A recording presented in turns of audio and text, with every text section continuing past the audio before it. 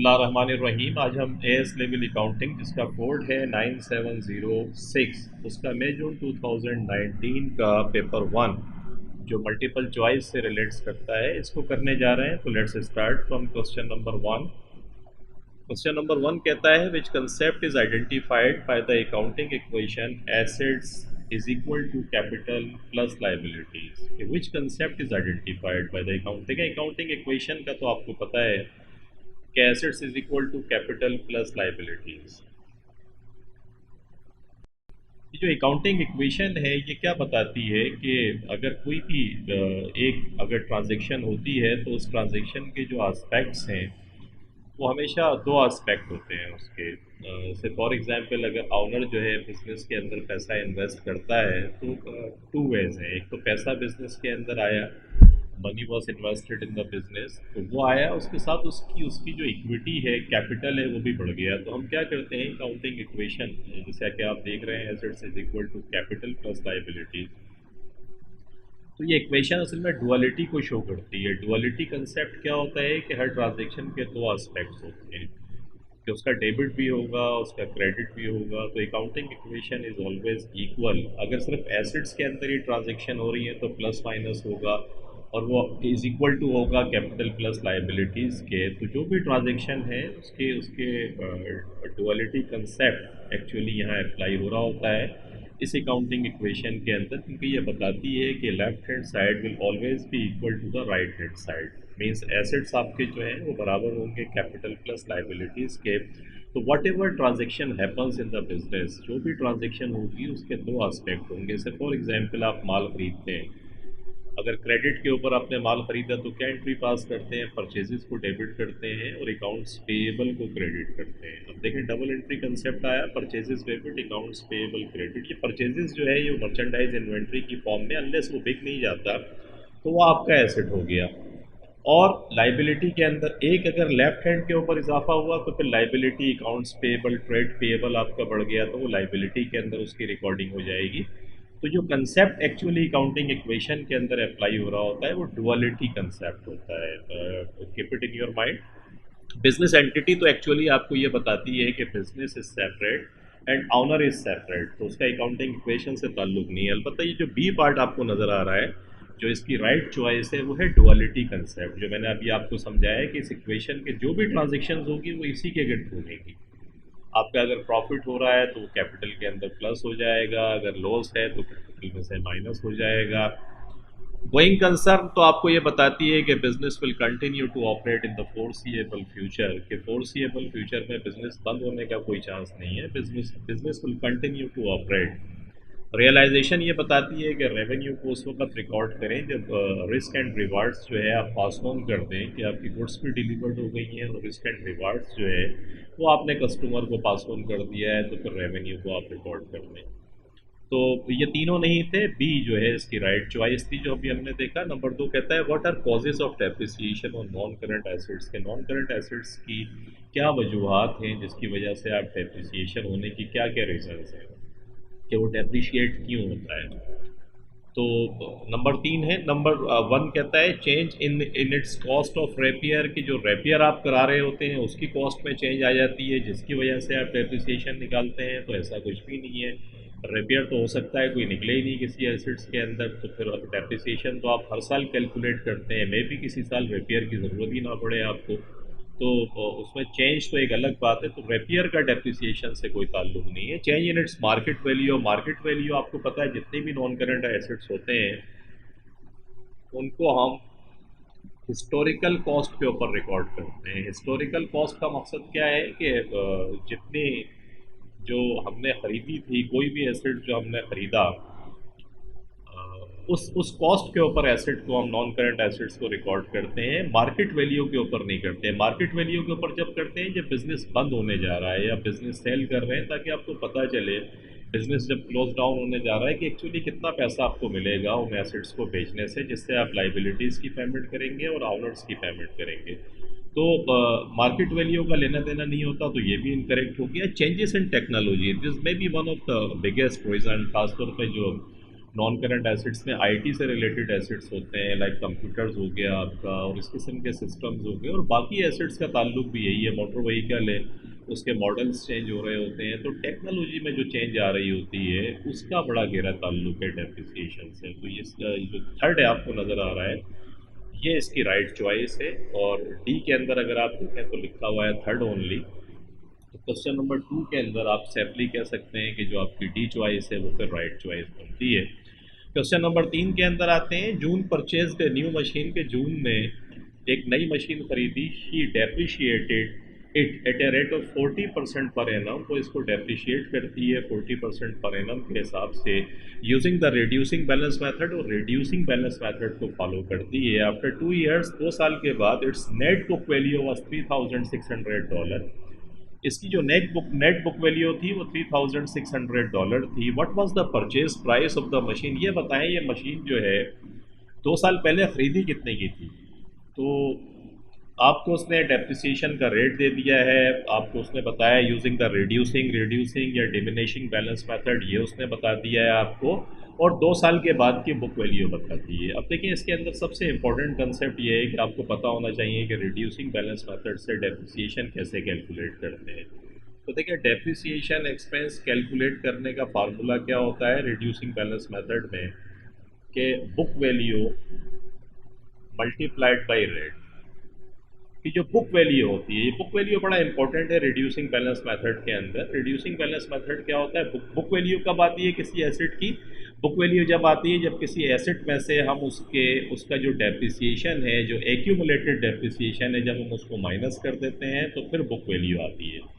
तो book value के ऊपर डेप्रिसिएशन लगता है। अगर हम इसको रिवर्स कर दें, क्योंकि अभी हमें ये नहीं पता कि क्या है, लेकिन हमें ये फार्मूला पता है, तो हमें ये पता है कि ये जो $3,600 जो 2 साल के बाद की वैल्यू है, ये एक्चुअली बुक वैल्यू है। इसके ऊपर कोई जो ओरिजिनल कॉस्ट जो होगी साल के शुरू के अंदर, सेकंड ईयर से हम चलते हैं, सेकंड ईयर के ऊपर जो जो भी कॉस्ट होगी उसमें से आपने क्या करा होगा, एक्यूमुलेटेड डेप्रिसिएशन को माइनस किया होगा, और बुक वैल्यू आने के बाद उस पर डेप्रिसिएशन का रेट लगाया होगा। डेप्रिसिएशन का रेट कितना है? 40%। तो जब 40% आपने उस वैल्यू के ऊपर लगाया तो बाकी आपके पास वो आपने डेप्रिसिएशन निकाल लिया। तो बुक वैल्यू कितने परसेंट है? ये बुक वैल्यू आपको नज़र आ रही है कितने परसेंट है?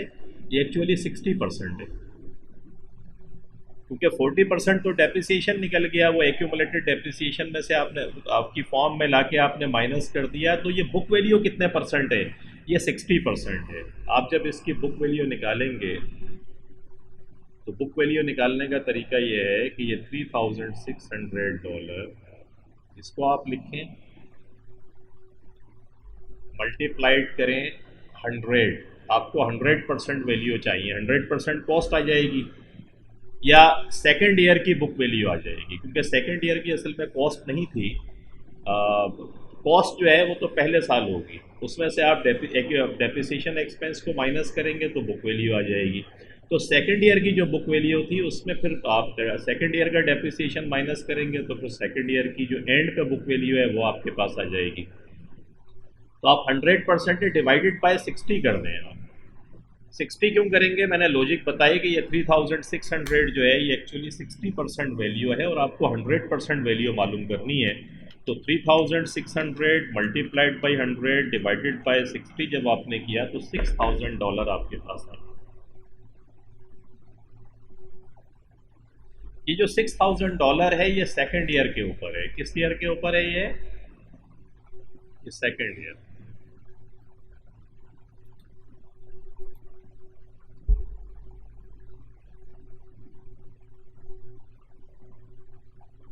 ये सेकेंड ईयर है। अब जब आप फर्स्ट ईयर में आएंगे तो क्या करेंगे? फर्स्ट ईयर के अंदर ये जो वैल्यू है ये फर्स्ट ईयर में जाके 60% वैल्यू है, क्योंकि आपने फर्स्ट ईयर भी 40% डेप्रिसिएशन निकाला है। तो आप क्या करें? अगेन वही करें, 6000 मल्टीप्लाइड बाई 100 डिवाइडेड बाय 60। अब ये क्योंकि फर्स्ट ईयर में आ गए हैं तो ये कॉस्ट आपके पास आ जाएगी 6000 multiplied by 100 divided by 60, you get 10,000।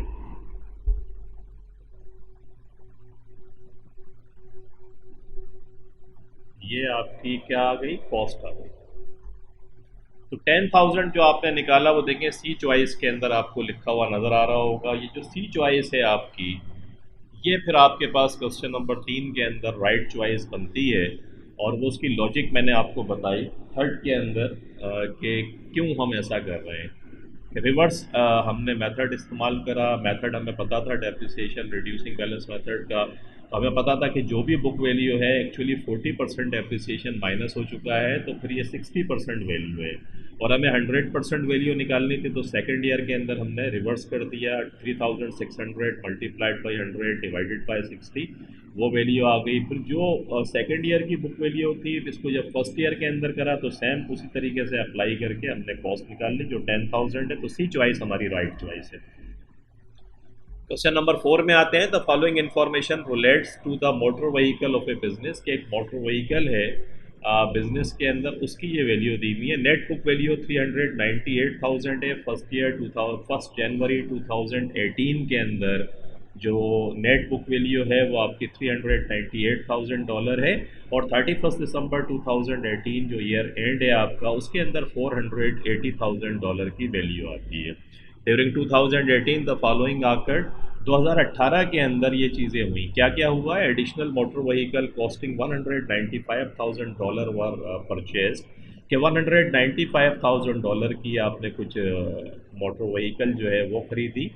अब मोटर व्हीकल ओरिजिनल कॉस्ट $80,000 के, ओरिजिनल कॉस्ट उसकी $80,000 थी, वह सोल्ड फॉर $24,000।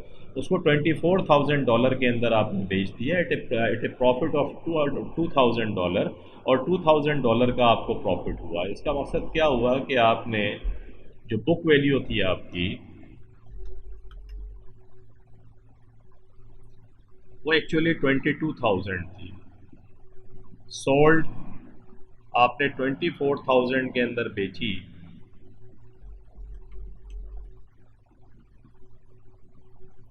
तो आपको कितने का प्रॉफिट हो गया? 2,000 का। ये जो प्रॉफिट उसने आपको दिया हुआ है, तो ये बुक वैल्यू जो थी आपकी वो एक्चुअली 22,000 थी, आपने 24 में बेची। तो ये जो 80,000 ओरिजिनल कॉस्ट है, इसकी एक्चुअली बुक वैल्यू जो है वो कितनी थी? 22,000 थी। और आपके सवाल के अंदर उसने आपको बुक वैल्यू ही दी हुई है। तो आप सबसे पहला काम जब ये आया तो 1 जनवरी 2018 जो ओपनिंग बैलेंस है आप इसको उठा लें सबसे पहले। ओपनिंग बैलेंस, ओपनिंग बैलेंस कितना दिया हुआ है आपको? $398,000।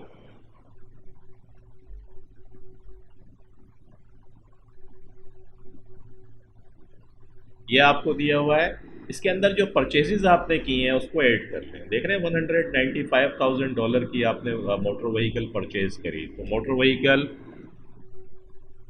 परचेज $195,000, इसको प्लस कर लें। 398,000 प्लस 195,000, ये होता है 590। 398,000 प्लस 195,000, तो $593,000।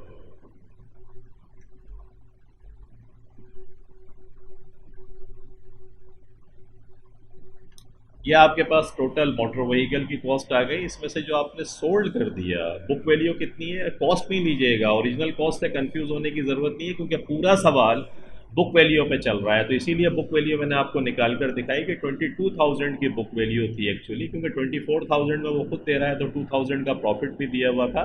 तो इसमें से लेस करते हैं सोल्ड, 22,000 की आपने निकाल दी, तो इसमें से 22,000 माइनस कर दें तो 571,000।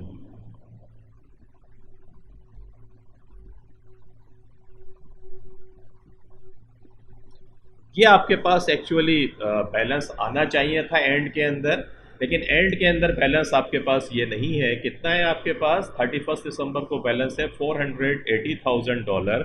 इसमें से लेस कर दें एंडिंग बैलेंस। एंडिंग बैलेंस कितना है आपके पास? $480,000। ये $480,000 माइनस कर दें इसमें से, तो आपके पास $91,000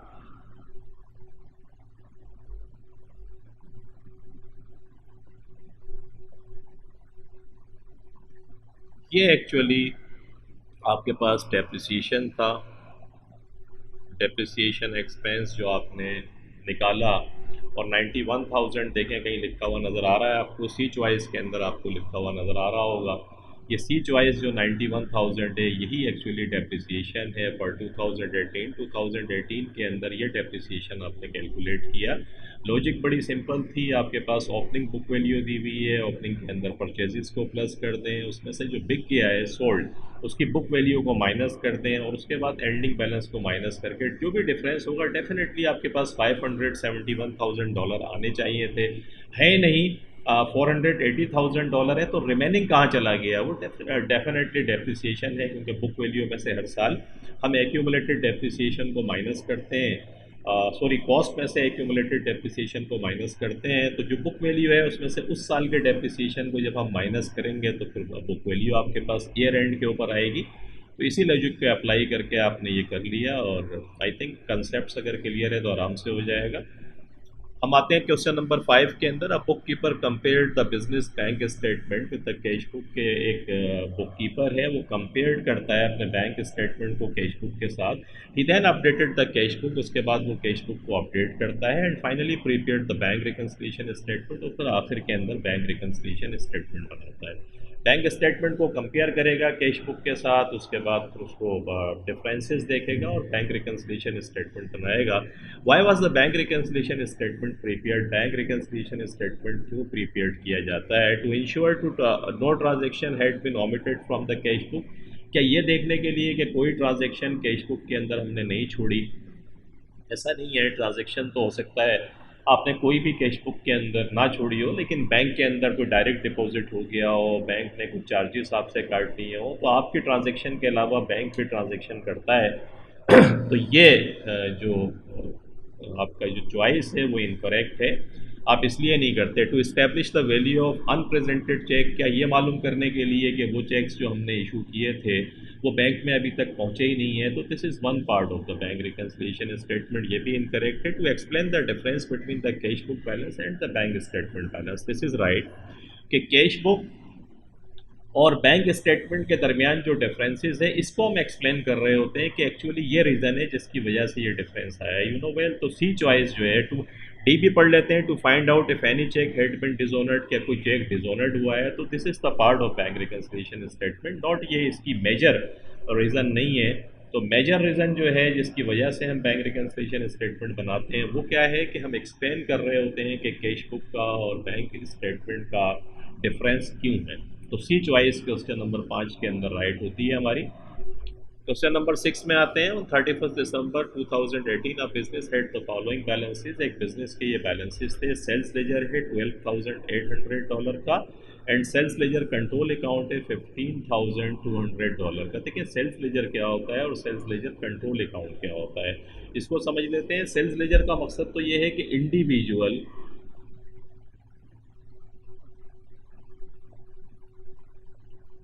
इंडिविजुअल कस्टमर्स कि जो इंडिविजुअल कस्टमर्स हैं आपके, अगर इंडिविजुअली तौर पे आप उनको देख रहे हैं तो वो सेल्स लेजर कहलाते हैं, और कलेक्टिवली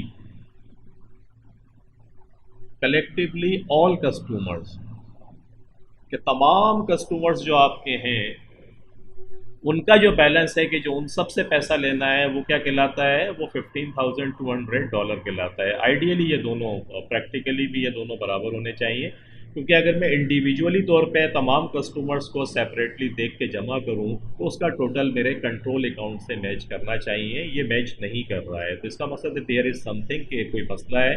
तो हम देखते हैं which error explains the difference between the two figures, कौन सा एरर ऐसा है जो इन दोनों जो फिगर्स दी हुई हैं उनके डिफरेंस को एक्सप्लेन करता है। A credit balance of $1,200 was brought forward as a debit balance, के क्रेडिट बैलेंस था $1,200 का, was brought forward as a debit balance in the sales ledger control account, के सेल्स लेजर कंट्रोल अकाउंट के अंदर हुआ ये कि एक क्रेडिट कस्टमर आपका होगा तो वो क्रेडिट बैलेंस था उस कस्टमर का। उसको क्या करना था, आपको क्रेडिट बैलेंस शो करना था। आपने क्या कर दिया, आप उसे ब्रॉड फॉरवर्ड जब करके लेकर आए तो डेबिट साइड के ऊपर आपने लिख दिया, यानी क्रेडिट बैलेंस को आपने डेबिट साइड का बैलेंस बना दिया। और जब आप क्रेडिट साइड को डेबिट साइड का बैलेंस बनाएंगे, सेल्स लेजर कंट्रोल अकाउंट, हुआ ये था कि क्रेडिट बैलेंस था, ये बैलेंस सी डी 1200 यहाँ लिखने चाहिए थे, बैलेंस बी डी बल्कि ये बैलेंस बी डी यहाँ लिखने चाहिए थे, आपने यहाँ तो लिखे नहीं। आपने क्या कर दिया, बैलेंस बी डी यहाँ पे लिख दिया 1200। जब आपने यहाँ लिखा बैलेंस बी डी, तो इसका मतलब है आपकी डेबिट साइड जो है वो बढ़ गई। और डेबिट साइड बढ़ गई, एक मिस्टेक ये थी कि क्रेडिट साइड को लिखना था, आपको लिख डेबिट साइड पर दिया। तो एक्चुअली डेबिट साइड जब आपकी 1200 से बढ़ी, तो ये 1200 का इम्पैक्ट नहीं है। इसको नलीफाई करने के लिए आप क्या करेंगे, पहले तो इसको क्रेडिट करेंगे ताकि ये 1200 जो डेबिट गलती से बैलेंस हो गया था ये कैंसिल हो जाए, और फिर एक्चुअल रिकॉर्डिंग जो बैलेंस बीडी जो था वो क्रेडिट साइड का था, तो उसको रिकॉर्ड करेंगे तो ये मल्टीप्लाई होकर ये प्लस होके क्या बन जाएगा, $2400 का इम्पैक्ट है। और $2400 से आपका डेबिट बैलेंस जो है वो ज़्यादा हो गया। कितने से ज़्यादा हो गया आपका बैलेंस, क्योंकि इम्पैक्ट है ना, आपने डेबिट साइड क्रेडिट साइड लिखते हैं तो क्रेडिट साइड ज़्यादा होती है, डेबिट साइड पे $1200 लिखने का मकसद ये है कि $2400 का इम्पैक्ट है जो मैंने अभी आपको बताया। तो $2400 से आपका सेल्स लेजर कंट्रोल अकाउंट ज़्यादा डेबिट साइड के ऊपर है। अगर हम इन दोनों का डिफरेंस देखें थोड़ी देर के लिए तो कितना है, चेक करते हैं। 15,200 माइनस 12,800, ये एग्जैक्टली 2,400 बनते हैं। 2,400 से सेल्स लेजर कंट्रोल अकाउंट ज़्यादा है, और वो ज़्यादा इसीलिए है कि एक क्रेडिट बैलेंस था जिसको आपने डेबिट साइड पर लिख दिया। तो इत्तेफाक से जो पहली चॉइस है आपकी, ए चॉइस, वो बिल्कुल राइट चॉइस है। सेल्स लेजर कंट्रोल अकाउंट इसी वजह से $2,400 से ज़्यादा आपको शो नज़र आ रहा है, और इंडिविजुअल लेजर आपके पास नहीं है, क्योंकि एक मिस्टेक ये हो गई कि एक क्रेडिट कस्टमर था, आपने उसको डेबिट साइड पर लिख दिया। तो डेबिट साइड पर लिखा तो एक दफ़ा उसे कैंसिल करेंगे, क्रेडिट करेंगे, और फिर एक दफ़ा क्रेडिट रिकॉर्ड करेंगे, तो ये $15,200 $2,400 से जब कम होगा तो ये दोनों बैलेंसेस इक्वल हो जाएंगे। तो दिस इज़ द लॉजिक, ये चॉइस आपकी सही है। हम बी भी पढ़ लेते हैं। An irrecoverable debt of 2,400 was omitted in customers personal account, customers के जो पर्सनल अकाउंट थे वहाँ से ओमिट हो गया। अच्छा, ये वैसे भी देखें, इरिकवरेबल डेट्स क्या होता है, बेड डेट्स को डेबिट करते हैं, इरिकवरेबल डेट्स को डेबिट करते हैं, और ट्रेड रिसीवेबल को क्रेडिट करते हैं। तो सेल्स लेजर कंट्रोल अकाउंट को अगर आप क्रेडिट करेंगे वो कम हो जाएगा, वो तो ऑलरेडी बढ़ा हुआ है, तो ये भी इनकरेक्ट है। आप उसे क्रेडिट करेंगे 2,400 से, और ये पर्सनल अकाउंट के अंदर हुआ है, कस्टमर्स पर्सनल अकाउंट, आपके सेल्स लेजर कंट्रोल अकाउंट में ये मिस्टेक नहीं हुई है, तो इसलिए ये तो वैसे ही ओमिट हो गया। परचेज रिटर्न जो है इसका ताल्लुक ही कोई नहीं है, यहाँ हम कस्टमर की बात कर रहे हैं। सेल्स रिटर्न $1,200 वर एंटर्ड, $1,200 का इम्पैक्ट नहीं है अगर वो एंटर्ड नहीं हुआ। अगेन वही कस्टमर्स पर्सनल अकाउंट है, सेल्स लेजर कंट्रोल अकाउंट नहीं है। तो ये तीनों आपके इनकरेक्ट चॉइसेस हो गए। आपकी राइट चॉइस आपने देखा कि ए चॉइस है। क्वेश्चन नंबर 7 में आते हैं। The provision for doubtful debts at 1 January 2018 was $1,580, कि 1 जनवरी को ये जो बैलेंस आपके पास पड़ा हुआ था $1,580 का बैलेंस पड़ा हुआ था आपके पास। Trade receivable eight 31 December 2018 worth $44,750, के $44,750 का ट्रेड रिसीवेबल का बैलेंस था ईयर एंड के ऊपर। दिस इंक्लूडेड ए डेबिट और डेट ऑफ $12,500 कंसिडर्ड इरिकवरेबल, कि इसके अंदर $12,500 का एक ऐसा डेट भी था जो अब आपको नहीं मिलेगा। जब भी ऐसी कोई सिचुएशन आए तो फिर आप याद रखिएगा कि आप इरिकवरेबल डेट्स को डेबिट करते हैं और ट्रेड रिसीवेबल को क्रेडिट करते हैं। जब भी ये सवाल आपको दे तो जो भी आपका बैलेंस है उसमें से इसको माइनस कर दीजिएगा पहले तो आप, यानी 44,750 में से माइनस कर दें 12,500 को। तो 12,500 को जब आपने माइनस किया तो 44,750 माइनस 12,500, ये 32,250, 32,250, ये आपके पास ट्रेड रिसीवेबल का बैलेंस आया है, जिसके ऊपर आप क्या करेंगे, पॉलिसी ये the provision for doubtful debts was to be maintain at rate of 5%, 5% maintain करते हैं। यानी आपकी पॉलिसी ये है कि जो भी ट्रेड रिसीवेबल कस्टमर से आपको पैसा रिसीव करना है ईयर एंड के ऊपर, उसका एक्सपेक्टेड ये है कि 5% आपको कस्टमर्स पैसा नहीं देंगे फ्यूचर के अंदर। तो जब भी ऐसी सिचुएशन हो तो इसके ऊपर ये रेट आप सिंपल लगा लें, मल्टीप्लाइड कर दें 5%।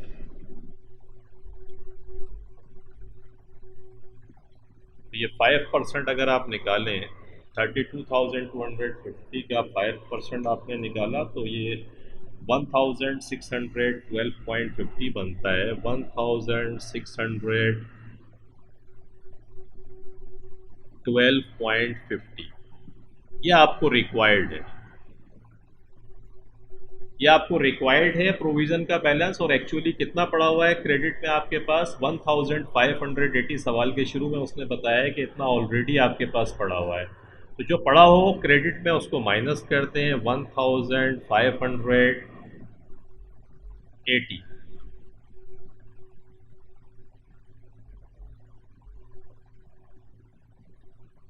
1,580 इसमें से माइनस करते हैं तो 32.5, ये एक्चुअली आपकी एंट्री होगी। एंट्री क्या पास होगी, इनकम स्टेटमेंट को डेबिट कर देंगे और प्रोविज़न फॉर डाउटफुल डेट्स को क्रेडिट कर देंगे 32.5 से, $32.5। तो ये 32.5 आपने देखा क्या था, सबसे पहला काम हमने क्या करा कि जो भी ट्रेड रिसीवेबल था उसमें इररिकवरेबल डेट्स जो था उसको हमने माइनस किया, ताकि हमें ट्रेड रिसीवेबल ईयर एंड का एक्चुअल पता चले कि वो है कितना। जो भी फिगर आई उसके ऊपर हमने प्रोविज़न फॉर डाउटफुल डेट्स की परसेंटेज को अप्लाई किया, तो हमें पता चल गया कि इस साल के अंदर जो हमें बैलेंस रिक्वायर्ड है $1,612.5 है। ऑलरेडी बैलेंस पड़ा हुआ था 1,580, वो माइनस किया तो हमारे पास फिगर आ गई जिससे हम एंट्री पास करेंगे। और क्योंकि जो हमें फिगर चाहिए थी 1,612.5 वो ज़्यादा थी, जब ज़्यादा थी तो इसका मकसद है कि फिर एंट्री के अंदर ये एक्सपेंस बनेगा इनकम स्टेटमेंट में, और इनकम स्टेटमेंट को डेबिट करके प्रोविज़न फॉर डाउटफुल डेट्स को क्रेडिट करेंगे। अगर ये फिगर कम होती तो फिर ये हमें प्रॉफिट हो जाता, अभी तो एक्सपेंस है। प्रोविज़न फॉर डाउटफुल डेट्स के ऊपर कराची अकेडमी पे अगर आप जाएँ तो इररिकवरेबल डेट्स का एक फ़ोल्डर आपको मिलेगा, वहाँ कुछ लेक्चर्स मैंने रिकॉर्ड कराए हैं, जो अगर वो 2-3 लेक्चर हैं अगर आप जाकर देख लें तो यह प्रोविज़न क्या होता है, कैसे कैलकुलेट करते हैं, अकाउंट रिसीवेबल की एजिंग अगर दी हुई हो तो क्या होगा, अगर क्रेडिट बैलेंस ज़्यादा है तो क्या होगा, डेबिट बैलेंस ज़्यादा क्या होगा, ये तमाम सवालात जो आ रहे होते हैं ये उसके अंदर बहुत डिटेल्ड से मैंने समझाए हैं। उसको जाकर देखेंगे तो आपकी ज़िंदगी आसान हो जाएगी। अगर आपके कंसेप्ट ऑलरेडी अच्छे हैं तो फिर कंटिन्यू, और अगर आपको ज़रा सा भी प्रॉब्लम हो रही है तो ज़रूर देखिए जाके। क्वेश्चन नंबर 8 में आते हैं, which statements about valuing inventory are correct, कि कौन सा स्टेटमेंट्स जो है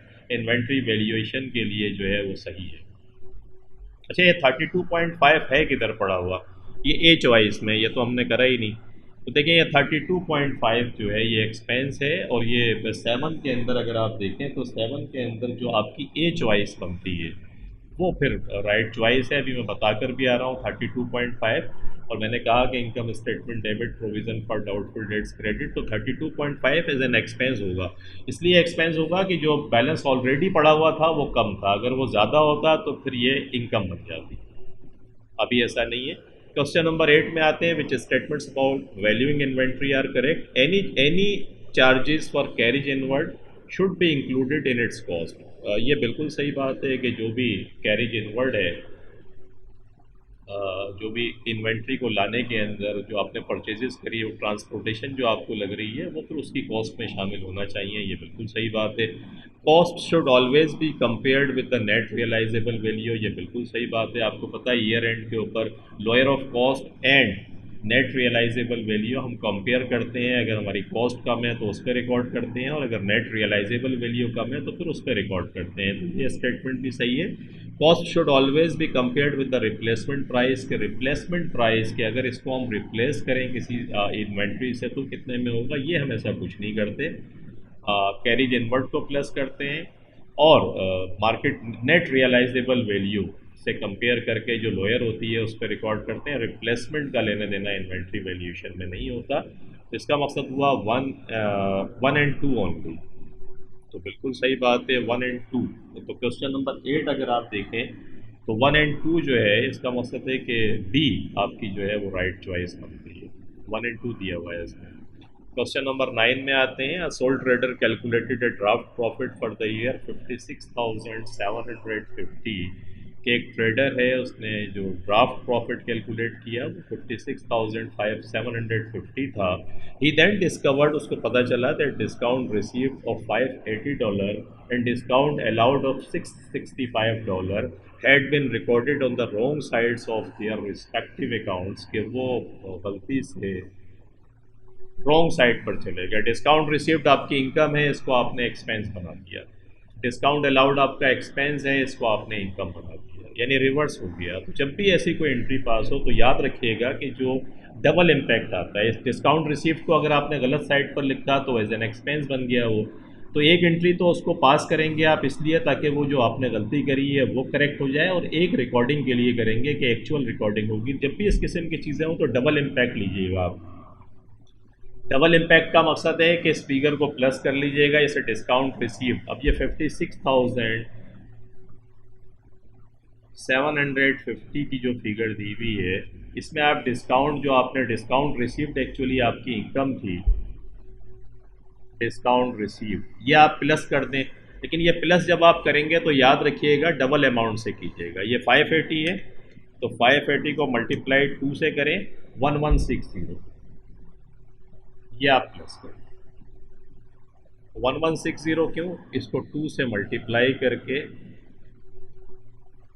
1160 आपने निकाला, ये प्लस करें, क्योंकि एक दफ़ा तो डिस्काउंट आपने डेबिट कर दिया था तो उसको कैंसिल करने के लिए आप डिस्काउंट को क्रेडिट करेंगे, और एक दफ़ा रिकॉर्डिंग के लिए करेंगे, तो डबल इम्पैक्ट होता है, याद रखिएगा हमेशा। तो 56,750 ये ड्राफ्ट प्रॉफिट था, इसमें 1160 प्लस कर दें जो गलती से आप नहीं कर सके थे पहले, तो 57,910 आता है। और इसके अंदर से डिस्काउंट अलाउड ये एक्सपेंस था, इसको आपने इनकम बना दिया, तो इसको भी डबल इम्पैक्ट करें, मल्टीप्लाइड 2 से करें इसको, 665 मल्टीप्लाइड बाई 2,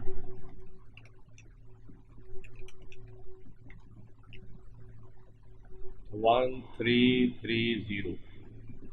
1330 आप माइनस करते हैं इसमें से, तो 57,910 माइनस 1330, तो 56,580।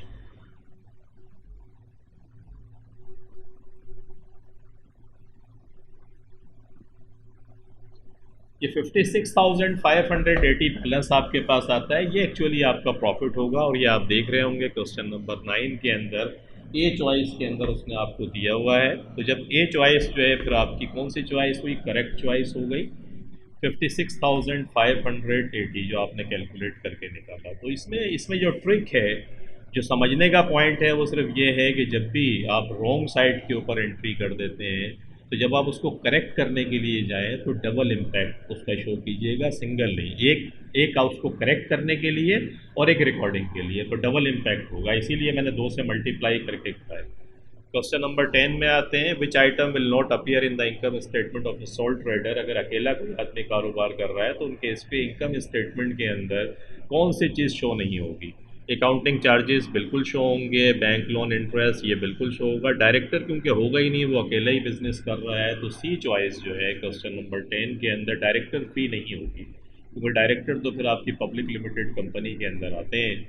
तो रेंटल चार्जेस बिल्कुल शामिल करेगा। तो क्वेश्चन नंबर 10 की जो सी चॉइस है वो आपकी राइट चॉइस होती है। तो 10 के ऊपर हम इस को लेक्चर को रोकते हैं, because there are many concept जो आपने पढ़े इसके अंदर। इस वीडियो को ध्यान से देखें, उसके बाद खुद से प्रैक्टिस करें। अकाउंटिंग के अंदर एक ही चीज़ बहुत इंपॉर्टेंट होती है, वो है प्रैक्टिस। Keep practising.